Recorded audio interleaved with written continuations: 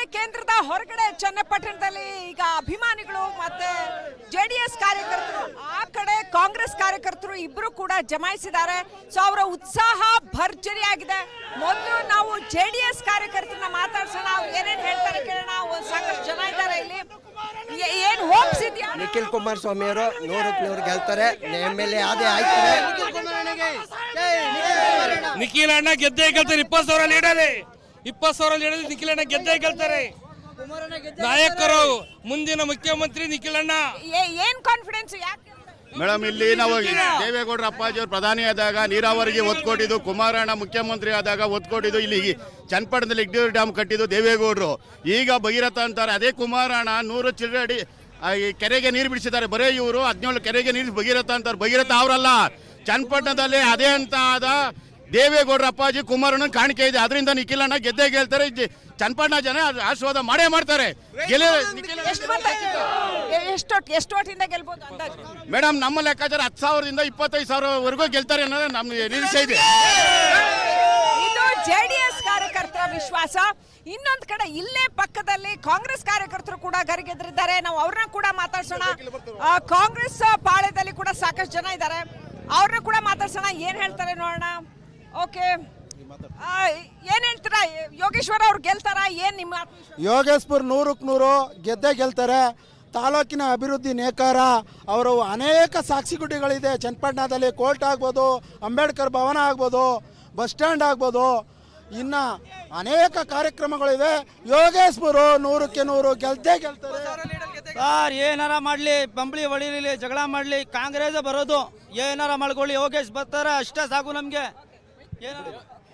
ಚನ್ನಪಟ್ಟಣದಲ್ಲಿ DK Shivakumar, DK Suresh, ಯೋಗೇಶ್ವರು ಭಾಳಷ್ಟು ಕೆಲಸ ಮಾಡಿದ್ದಾರೆ. ಸರ್ಕಾರ ಇದೆ. ಇವತ್ತೇನು 500 ಕೋಟಿ ಅಭಿವೃದ್ಧಿ ಮಾಡಲು ಯೋಗೇಶ್ವರನ ತಾಲೂಕಿನ ಜನ ಗೆಲ್ಲಿಸ್ತಾರೆ. ಅದರಲ್ಲೂ ಬೇವೂರು ಜಿಲ್ಲಾ ಪಂಚಾಯತಿ ಜನ ಕಾಂಗ್ರೆಸ್ಗೆ ಮತ ಹಾಕದೆ. ಅದರಿಂದ ಸದ್ಯ ಲೀಡಲ್ಲಿ ನಿಖಿಲ್ ಕುಮಾರಸ್ವಾಮಿ ಇದ್ದಾರೆ. ಸಿಟಿಗೆ ಬರಲ್ಲ ಕಾಂಗ್ರೆಸ್, ಯೋಗೇಶ್ ಗೆದ್ದೋದು. ಬೇವೂರು ZP 5,000 ಲೀಡ್ ಅಂತ ಇರೋರು 1,115ಗೆ ಬಂದು ನಿಂತೋಗದ ಅಂದ್ರೆ ನೀವೇ ಅರ್ಥ ಮಾಡಿ. ಫಲಿತಾಂಶ ನಿಮ್ ಕಣ್ ಮುಂದೆನೆ ಇದೆ. ಯೋಗೇಶ್ವರ್ ಗೆಲ್ಲೋದು ಖಚಿತ, ಯಾವ ಡೌಟು ಇಲ್ಲ ಅದರಲ್ಲಿ.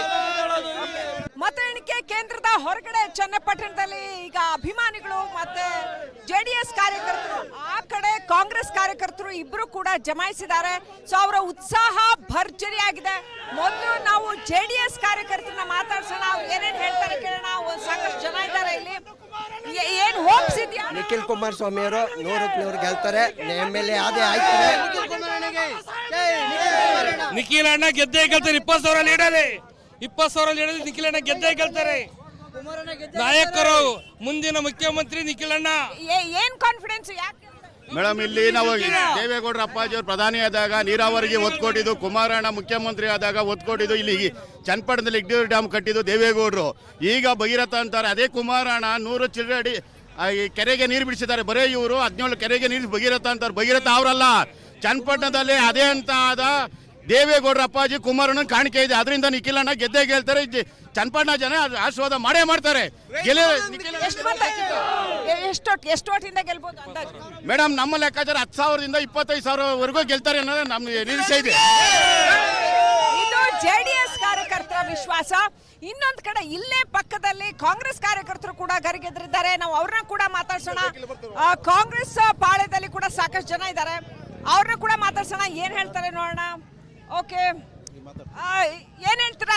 ಯೋಗೇಶ್ವರ ಅವ್ರು ಗೆಲ್ತಾರ? ಏನ್ ನಿಮ್ಮ ಯೋಗೇಶ್ವರ್ 100ಕ್ಕೆ 100 ಗೆದ್ದೇ ಗೆಲ್ತಾರೆ.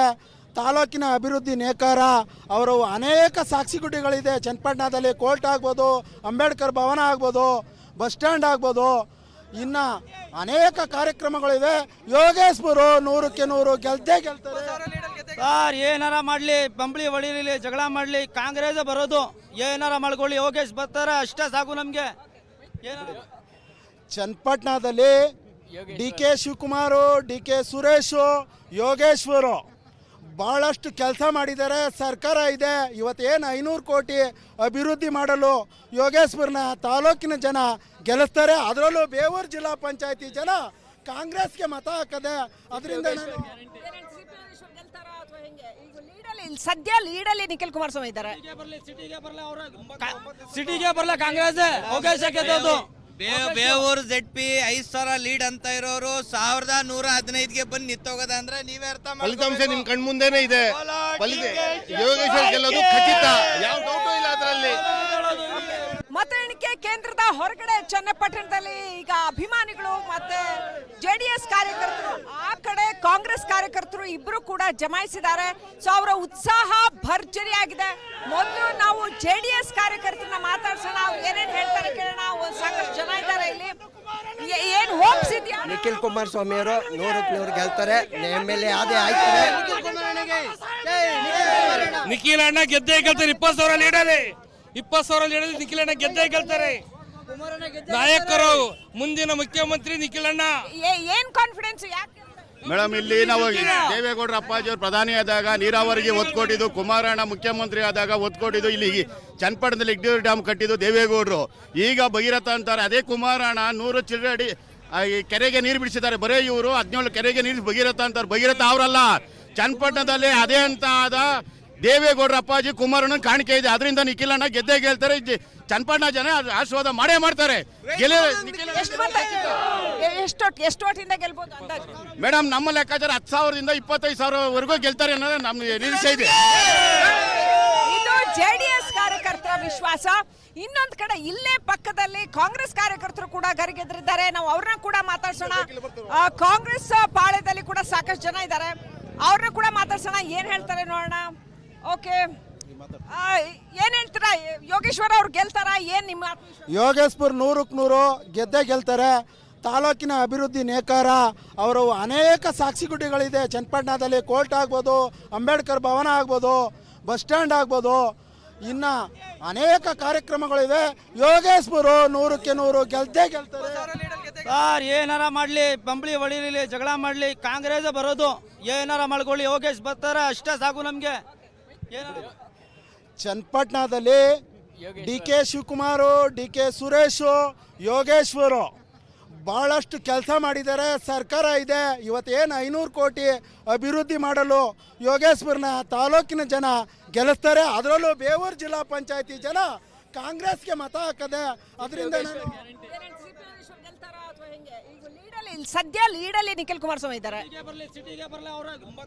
ಸಿಟಿಗೆ ಬರಲ್ಲ ಕಾಂಗ್ರೆಸ್ ಯೋಗೇಶ್ ಗೆದ್ದದ್ದು.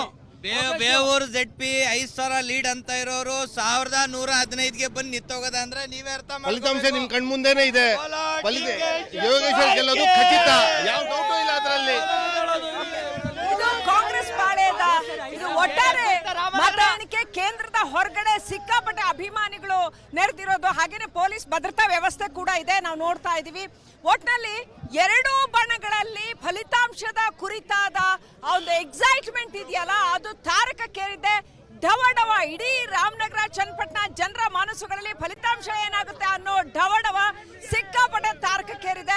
ಎರಡೂ ಪಾಳ್ಯದಲ್ಲ ಜೋಶ್, ಗೆದ್ದೇ ಗೆಲ್ತಾರೆ ನಮ್ಮ ಅಭ್ಯರ್ಥಿ ಅನ್ನೋ ಜೋಶ್ ಎಷ್ಟು ಜೋರಾಗಿದೆ ಅಂತಂದ್ರೆ ಎರಡೂ ಕಡೆಯಿಂದ ಕಾರ್ಯಕರ್ತರು ದೊಡ್ಡ ಸಂಖ್ಯೆಯಲ್ಲಿ ಬಂದು ಜಮಾಯಿಸ್ತಾ ಇದ್ದಾರೆ.